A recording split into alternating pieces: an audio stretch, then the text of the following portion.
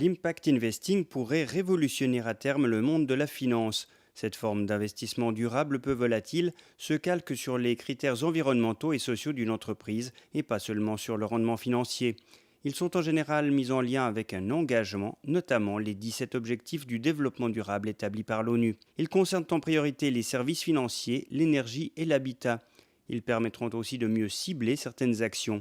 Pour le professeur Bernd Malkenhol, le moment est propice et certains changements sociétaux favoriseront l'impact investing. Avec le changement climatique et une certaine inégalité dans le monde et des difficultés de financer les objectifs de développement durable uniquement avec les ressources publiques, il est nécessaire de mobiliser aussi les ressources privées. Et là, ce mouvement doit s'engager.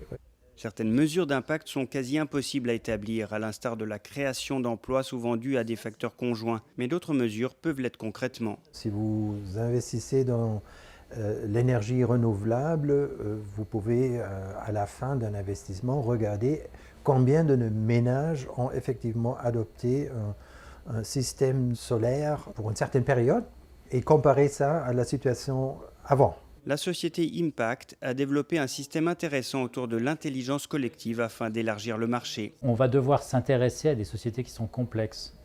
Et qui dit société complexe dit mesure qui est difficile à mettre en place. En disant faisons confiance à l'intelligence collective. Les efforts actuels de petites sociétés ne suffiront pas si de grosses multinationales ne jouent pas le jeu, d'après Sylvain Massot. C'est s'intéresser à ces fameux 17 objectifs du développement durable et pour chaque entreprise, quand c'est pertinent, de dire voilà, à travers un exemple précis sur la problématique de l'éradication de la pauvreté, objectif de développement durable numéro 1, voilà ce que Nestlé fait de positif ou de négatif.